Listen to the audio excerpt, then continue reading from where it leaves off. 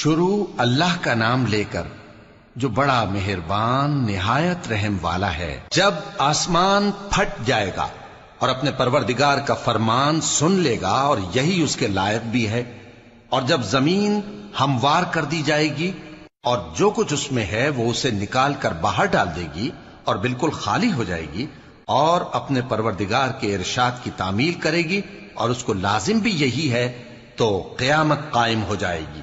اے انسان، تو اپنے پروردگار کی طرف پہنچنے تک خوب تکلیف اٹھاتا ہے، پھر تو اس سے جا ملے گا۔ اب جس کا نامہ اعمال اس کے داہنے ہاتھ میں دیا جائے گا اس سے حساب آسان لیا جائے گا اور وہ اپنے گھر والوں میں خوش خوش واپس آئے گا، اور جس کا نامہ اعمال اس کی پیٹھ کے پیچھے سے دیا جائے گا تو وہ موت کو پکارے گا اور دوزخ میں داخل ہوگا۔ وہ اپنے اہل و عیال ہی میں مگن رہتا تھا، وہ تو خیال کرتا تھا کہ اللہ کی طرف لوٹ کر نہ جائے گا، کیوں نہیں؟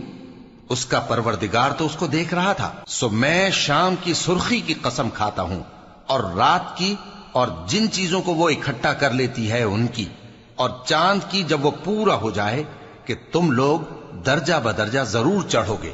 تو ان لوگوں کو کیا ہوا ہے کہ ایمان نہیں لاتے، اور جب ان کے سامنے قرآن پڑھا جاتا ہے تو سجدہ نہیں کرتے، بلکہ کافر جھٹلائے جاتے ہیں، اور اللہ ان باتوں کو جو یہ اپنے دلوں میں چھپاتے ہیں خوب جانتا ہے۔